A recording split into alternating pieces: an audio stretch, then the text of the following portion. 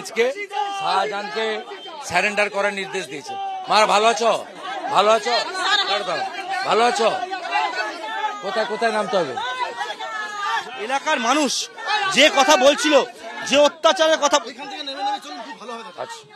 এলাকার মানুষ যে অত্যাচারের কথা বলছিল, আপনি কালো ব্যাচ পরে এসছেন, সাংবাদিকের গ্রেপ্তারের প্রতিবাদে তারা আতঙ্কের মধ্যে রয়েছে এবং কথা বলতে পারছে, দিনেও আতঙ্ক। বলছে মূল পান্ডা শাহজাহান কেন গ্রেপ্তার হচ্ছে না? কলকাতা হাইকোর্টের প্রধান বিচারপতির বেঞ্চ বলেছে সারেন্ডার করতে, সো মোটো কগনিজেন্স দিয়েছে। শাহজাহানের পালানোর আর কোনো রাস্তা নেই, কোনো রাস্তা বাকি নেই। এলাকায় 144 ধারা। ভালো আছেন? শান্তিতে থাকে আছেন না অশান্তি? হ্যাঁ, শক্ত থাকবেন, শক্ত থাকবেন। আবারও নতুন করে আজকে 144 ধারা জারি করলো পুলিশ। আমাদের আটকানোর জন্য করেছিল, সম্মানীয় প্রধান বিচারপতির বেঞ্চ হস্তক্ষেপ করেছে, তাই আমি আসতে পেরেছি। ভালো আছেন? আটকাবার চেষ্টা হচ্ছে। ভালো ভালো আছেন? কি চলছে এখন? ওই ছেলেটা রাত্রে ঘুমানা। কি হচ্ছে? রাত্রে এসে ঘর দুয়ার ভাঙছে। আপনারা দূরে থাকুন। হ্যাঁ ঘর দুয়ার এই বাবু, হরে কৃষ্ণ আসুন। ঘর দুয়ার ভাঙছে। ঘর দুয়ার ভাঙছে কোথায়? রাত্রে এসে হুমকি দিচ্ছে মস্তানরা এসে। কোথায়? ওকে না, ভয় করবেন, ভয় করবেন। আমি সব পরিবর্তন হবে সন্দেশখালীর।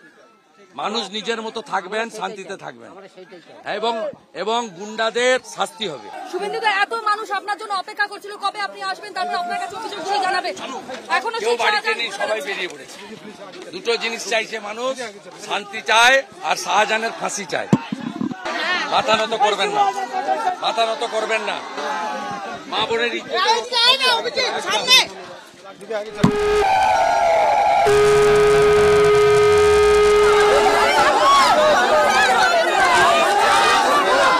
আমি প্রথম থেকে লড়ছি মা, আমি 30 ডিসেম্বর থেকে লড়ছি তোমাদের জন্য মা দিদি। আমি 30 ডিসেম্বর বসিরহাটে এসেছিলাম, সেই দিন থেকে লড়াইতে লড়ছি তোমাদের জন্য।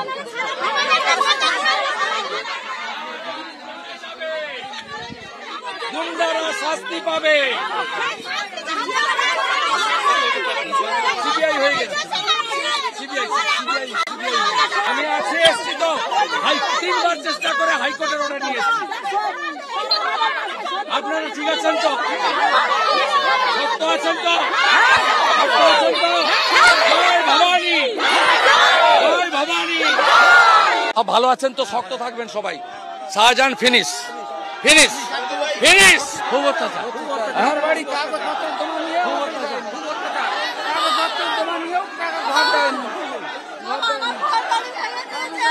লড়বেন তো? হরে কৃষ্ণ। আছি।